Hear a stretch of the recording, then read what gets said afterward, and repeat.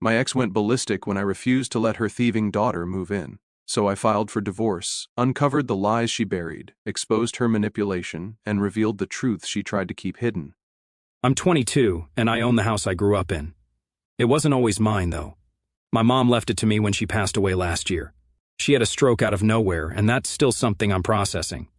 She was only 47. I mean, it still feels unreal sometimes, you know?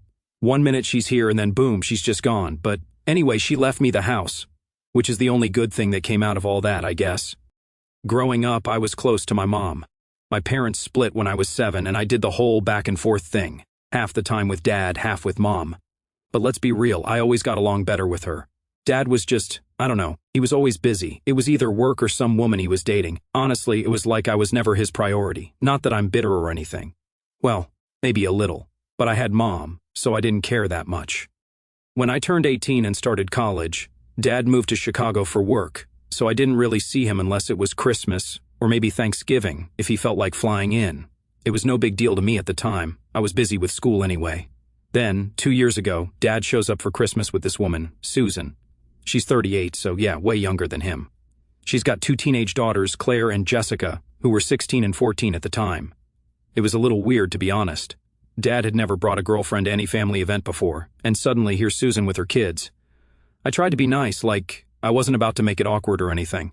Plus, Dad seemed really into her, and her daughters were quiet, keeping to themselves. So, I thought, whatever, right? We had a decent dinner, exchanged presents, all that Christmas stuff. After that, Susan would say hi if I was on the phone with Dad, and she seemed pretty cool. Her daughters, though, yeah, they stayed quiet, didn't really talk much. I figured they were just shy or something. Then, last year, Mom passed, and I found out she left me the house. Now, don't get me wrong, I wasn't expecting anything, but I wasn't surprised either.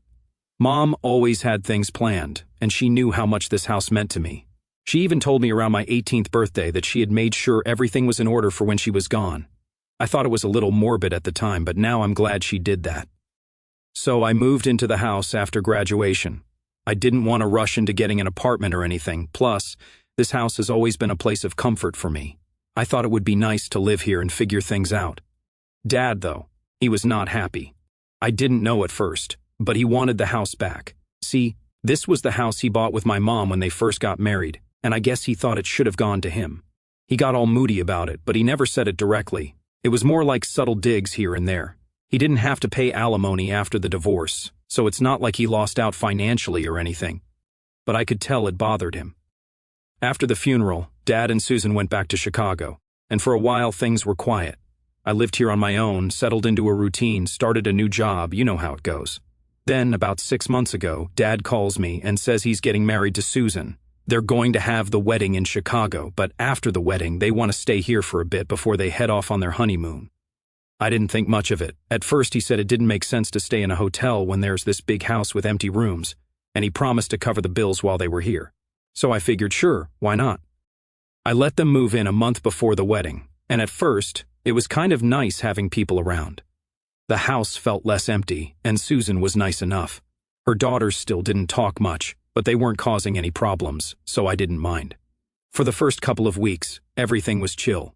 We'd eat dinner together, talk about wedding plans, and I was even starting to think maybe this wouldn't be so bad long term. Then, 3 days before the wedding, Dad sits me down for this serious talk. He asks if I'd be okay with them staying here permanently. Like he just drops that on me, no warning. He says they've been thinking about it and feel like this house could be a home for all of us. He even says he doesn't like the idea of me living here alone because apparently he's worried about me or something. I don't know where that concern was when he was busy with work or off dating random women while I was growing up, but suddenly now he's concerned. I didn't say yes right away. I mean, it was flattering that he wanted me to feel like part of the family, but there was this nagging feeling in the back of my mind. I couldn't shake the thought of how pissed he was when he found out he wasn't getting the house. So, instead of agreeing, I told him I needed to think about it and that I'd give him an answer after the wedding. He seemed a little disappointed, but he didn't push it, which was good because I wasn't ready to make a decision yet. Anyway, the wedding comes and goes, and it was fine. They had a small ceremony, and I was getting ready to tell Dad my decision. I figured I'd say no, but I wanted to wait until they were done celebrating. 2 days after the wedding, I wake up and the house is dead silent. Everyone's gone. At first I thought maybe they went out for breakfast or something, but then I noticed most of their stuff was still here. Suitcases, clothes, everything. I start calling Dad, no answer. I try Susan, and she finally picks up, all casual, like nothing's wrong. She tells me they left for their honeymoon that morning and would be gone for a week. Like what? They didn't even tell me they were leaving. I was living in this house with them, and they just dipped without saying a word. I'm already annoyed, but then Susan starts acting all weird. She's like, "Oh, don't worry, we'll be back soon, but hey, could you make sure the house is clean for when we return?" I almost lost it right there. Here I am letting them stay in my house, and she's acting like it's her place. I tried to stay calm, but the more I thought about it, the angrier I got. It wasn't just that they didn't tell me, they were treating me like some kind of maid. So yeah, that's when I knew things were about to change. Alright, so after that whole honeymoon stunt, I was done. Like, completely over it. They left without a word, treated me like I was their maid, and then Susan had the nerve to boss me around about cleaning the house. Yeah, no thanks. I'd already been on the fence about them staying long-term, but now, not happening. The second she hung up the phone, I knew exactly what I was going to do. First thing I did was pack up their stuff. And when I say pack, I don't mean I folded everything neatly and put it in boxes. Nope. I grabbed all their clothes, shoes, whatever else they had lying around, and just tossed it into these old, beat-up cardboard boxes I found in the garage. I didn't care how wrinkled or messed up things got. I just wanted it all out of my sight. It felt like I was taking back my space, you know? This is my house, and if they're going to disrespect me like that, they don't deserve to stay here. After I packed their things, I dragged the boxes out to the front yard. I know it sounds petty, but at that point, I didn't care. I was so angry that I wanted them to come home and find their stuff sitting outside like garbage. They needed to understand that they couldn't just treat me like an afterthought in my own home. Once the boxes were out, I wasn't done. I went to the hardware store and bought new locks for the front and back doors. Changing the locks wasn't as easy as I thought it would be, though I had no clue what I was doing, so I watched a YouTube video on how to change them, and it took me a solid couple of hours to figure it out. But once I got them installed, I felt a weird sense of satisfaction, like this was me taking control of my own space again. It felt good. A week later, they finally came back from their honeymoon. I knew the moment they'd come home because Dad started blowing up my phone. I was at work, so I didn't answer right away, but I knew exactly what he was calling about. By the time I checked my phone on break, I had about 15 missed calls from him and a few text messages. The texts were short and to the point. Where are our things? Why are the locks changed? Call me now. I ignored them. I wasn't in the mood to deal with their tantrums, especially not while I was trying to focus on work. But I figured it would only get worse if I didn't respond, so when I got home, I called Dad back. I expected him to be angry, but I wasn't ready for just how furious he was. He didn't even give me a chance to say hello before he launched into a full-on rant. He was shouting about how I was disrespectful and ungrateful and how this wasn't how family treated each other. I let him go on for a bit, just listening, but the whole time I was sitting there thinking, where was all this family talk when you ditched me to go on a honeymoon? Eventually, he paused to take a breath, and I cut in. I told him straight up, you don't live here. You don't get to make the rules. I reminded him that it's my house now, not his. He went silent for a second, and I could practically hear the gears turning in his head. I think he was shocked that I actually stood up to him. Then he tried to guilt-trip me. He said something like, your mother would be so disappointed in you for treating me like this. She would want us to live together as a family. That hit a nerve, but I wasn't going to let him manipulate me. I knew exactly what Mom would have wanted, and it wasn't for me to let Dad and his new family waltz in and take over my life. So, I told him that. I told him Mom left the house to me for a reason, and if he thought for 1 second that she'd want him and Susan living here after what they'd done, he was delusional. That's when the conversation really took a turn. He started yelling again, calling me selfish and immature. He said I was acting like a spoiled brat and that I needed to grow up. But here's the thing. I was the one who had been responsible this whole time. I'd been living on my own, paying my bills, taking care of the house.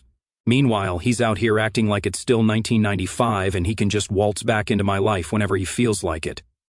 So I told him, if you want your stuff, take it from the front yard. If I see you or Susan or anyone else in this house when I get back, I'm calling the cops. That shut him up real quick. He hung up on me after that, and I wasn't sure if he'd actually take the stuff or just leave it there as some sort of passive-aggressive move. But when I got home from work later, the boxes were gone. I felt this huge sense of relief. Like I had finally put my foot down and made it clear that I wasn't going to be pushed around. But of course, that wasn't the end of it. The next day, Dad calls me again. This time, he's not yelling, but he's trying to act all calm and rational, like he didn't just flip out on me the day before. He tells me that Susan wants to apologize. Apparently, she didn't mean any of the things she said and was just having a bad day. Yeah, right. I wasn't buying it for a second. I let him talk for a while, just to see where this was going, and then he dropped the real reason for the call: they were broke. Turns out Dad had been fired from his job months ago, and had been living off his savings. They spent all their money on this extravagant wedding and honeymoon, and now they were pretty much homeless. He actually had the nerve to ask me if they could move back in, just for a little while, until they got back on their feet. I almost laughed. They expected me to let them back into my house after everything? Not a chance. I told Dad no, flat out. I said they could figure it out on their own, but they weren't coming back here. I reminded him that they treated me like crap, and I wasn't going to let them manipulate me into feeling sorry for them. He tried one last guilt trip, saying, "You're my daughter. I thought you'd be there for me." But I wasn't falling for it, not this time.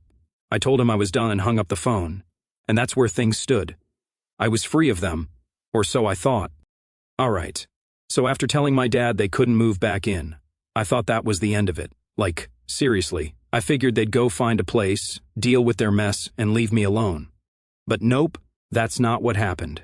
The next few days were, well, they were a train wreck. It started with a text. Actually, it was like 3 texts, all from my dad, one after the other.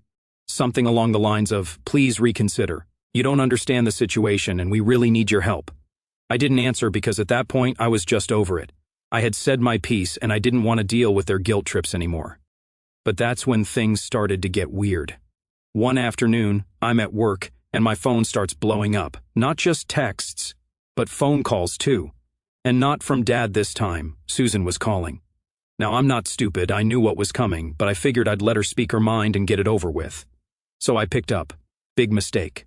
She starts off all sweet, like she didn't call me a selfish brat the last time we talked. She's going on and on about how much they miss me, how they don't want this rift between us, and how the girls, Claire and Jessica, really want to come back and live as a family. I didn't say anything at first, just let her ramble, because I knew she wasn't calling just to catch up. She was building up to something, and when she finally got to it, it was worse than I expected. Turns out they didn't just want to move back in, no, they needed to move back in. Why? Because they had no other options. Dad had lost his job months ago, something he conveniently forgot to mention when they first asked to stay. Not only that, but they had spent all their savings on this ridiculous over-the-top wedding and the honeymoon. Susan wasn't working because, get this, she quit her job to become a full-time housewife right after the wedding. Now, with no income, they couldn't afford their rent back in Chicago, so they were essentially homeless. I was fuming. I mean, who quits their job with no backup plan? And how do you spend all your money on a wedding when you don't even have a job? It made no sense. So, I told her flat out, I'm not your safety net. You can't just show up here and expect me to bail you out. That's when her sweet act dropped in the blink of an eye. She went from, "Oh, we miss you so much," to "You're heartless." She actually had the audacity to call me selfish for not letting them move back in. I couldn't believe what I was hearing. She said something like, "We're your family, and family is supposed to help each other out in times of need." I cut her off right there. I wasn't about to sit through another guilt trip. I told her that I had already helped them by letting them stay before the wedding, and that's where my obligation ended. Then she hit me with, "If your mother were here, she'd be so disappointed in you." That was the last straw. I told her I wasn't going to let her use my mom's memory against me like that and hung up. She tried calling back a few more times, but I ignored it. At that point, I wasn't sure what their next move would be, but I knew they weren't giving up without a fight. The next day, Dad showed up at my house. No warning, no text. He just knocked on the door like everything was fine. I wasn't home when he first came by, but one of my neighbors texted me to say they saw him hanging around outside. Great. So I got home after work, half expecting him to still be there, but he wasn't. I thought maybe he'd finally taken the hint, but then I saw the note he left on my front door. The note was just as you'd expect. More guilt trips, more pleas for help. But there was one part that stood out. He mentioned that if I didn't let them move back in, they were going to lose everything. He wasn't just talking about money, he was talking about their entire life in Chicago. They had been evicted from their apartment. and their only option was to move back to their hometown, which apparently was the last thing they wanted to do. I'll admit, part of me felt bad, like I didn't want them to lose everything. But at the same time, I knew this wasn't my fault.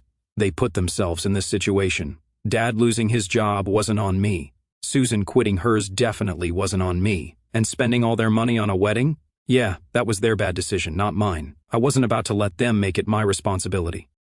That night, Dad called again, and this time I picked up. I figured we needed to have one final conversation, lay everything out on the table, and then hopefully that would be the end of it. The call started off with Dad trying to be calm and reasonable. He explained everything, how he had been laid off months before the wedding but didn't want to worry me with the details. He said he thought he'd get another job quickly, but with the economy being what it was, that didn't happen.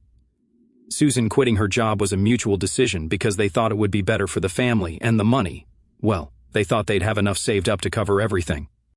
I let him talk, but when he finished, I didn't hold back. I told him I didn't appreciate being lied to, and I wasn't going to let them manipulate me into feeling sorry for them.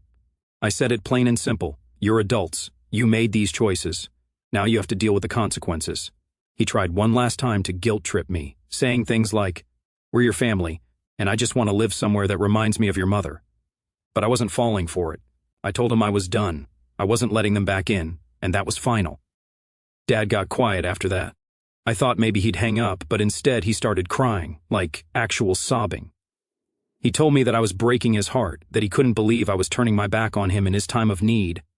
I'll be honest, it was tough hearing him like that.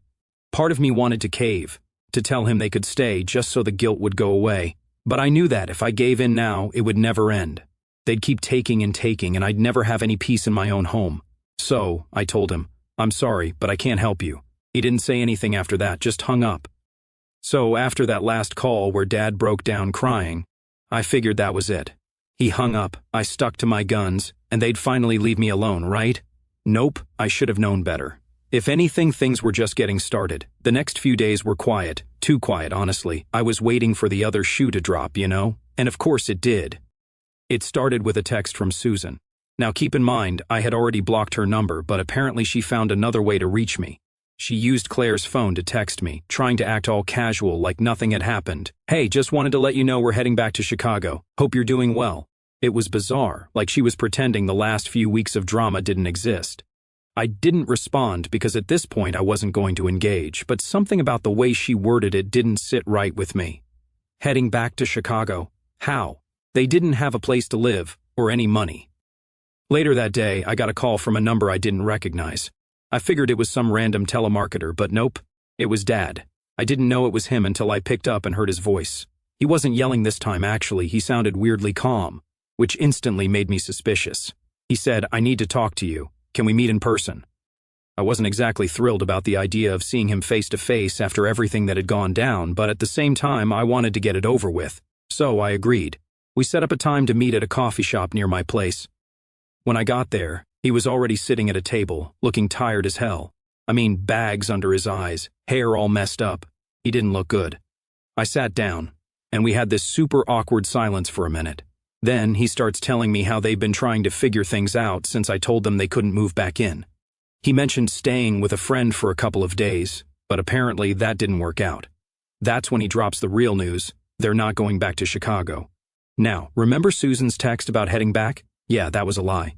Turns out they're moving in with someone else. And this is where things took a turn I didn't see coming. Susan's ex-boyfriend, Kyle, had offered to take them in. Let me tell you, my jaw practically hit the floor. Kyle, as in the guy she dated before Dad, the one she supposedly had this messy breakup with, I couldn't believe it.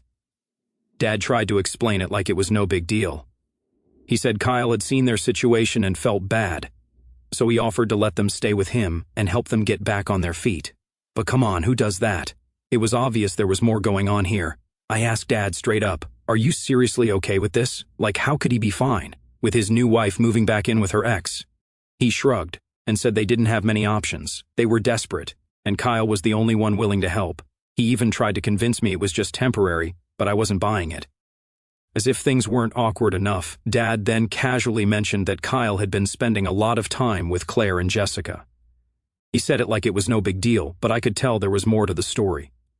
Apparently, Kyle had missed out on a lot of their lives when they were younger. Like he wasn't around much when they were growing up, so now he was trying to make up for lost time or whatever. And that's when it hit me. This whole thing was a mess, and Dad was just too blind to see it. I tried to reason with him. I told him that moving in with Kyle wasn't going to end well. I mean, it was a disaster waiting to happen. But he wouldn't listen. He just kept saying it's only temporary and we'll figure it out. At this point, I was losing my patience. I didn't want to be part of their drama anymore. I was ready to leave when Dad suddenly said something that made me freeze.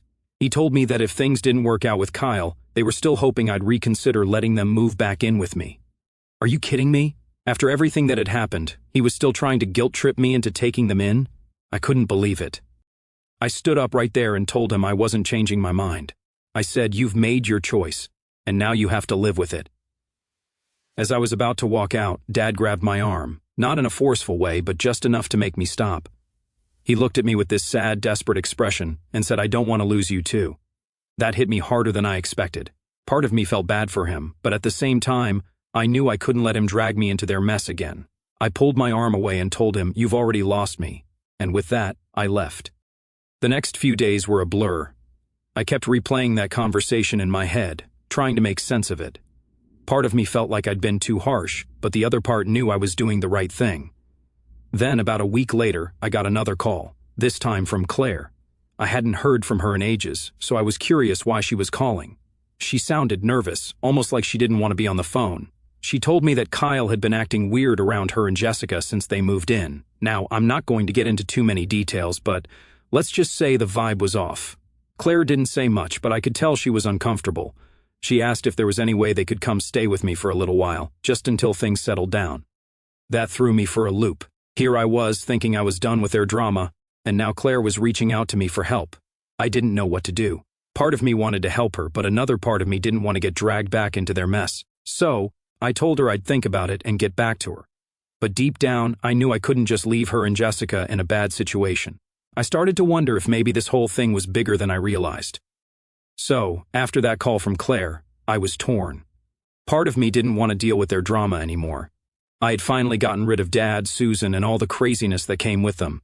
But hearing the fear in Claire's voice made me feel like maybe I couldn't just ignore what was happening. I mean, she's a kid. Well, not exactly. She's 17 now. But still, she sounded scared, and I couldn't just brush that off. I told myself I'd sleep on it and figure things out in the morning, but let's be real. I barely got any sleep that night. My mind was racing, thinking about what Claire said, wondering what was going on in that house. The fact that she called me, of all people, meant it had to be serious. I tossed and turned, trying to convince myself that this wasn't my problem, but deep down, I knew I couldn't ignore it. The next morning, I called Claire back. She picked up almost immediately, like she'd been waiting for my call. I didn't waste any time. I asked her straight up, "What's going on with Kyle? Why are you and Jessica so uncomfortable?" She hesitated, which didn't exactly make me feel better. Finally, she said, "It's just, he's been acting weird, like he's always around, always watching us." That sent a chill down my spine. I asked her if he'd done anything specific, but she said no, not really. It was more of a feeling, that gut feeling you get when something's off. She said he kept trying to get closer to them, like constantly offering to take them places or insisting they hang out with him. She didn't like it, and Jessica didn't either. But every time they mentioned it to Susan, she just brushed it off like it was no big deal. At this point, I was starting to panic a little. I mean, I don't know Kyle that well, but something about this situation screamed red flag. I didn't want to freak Claire out even more, but I knew I had to do something. So I asked her if she and Jessica wanted to stay with me for a few days, just to get away and clear their heads. She jumped at the chance. It was like she'd been waiting for someone to give her an escape. The next problem was figuring out how to get them out of there without causing a scene. I didn't want to deal with Kyle or Susan. Especially not Kyle. I had no idea how he'd react if he found out the girls were leaving, and honestly, I didn't want to find out. Claire said Kyle worked late most nights, so they could sneak out after he left. They'd pack up some stuff and call me when they were ready. So that night, I waited. It felt like I was sitting on pins and needles, just waiting for something to go wrong.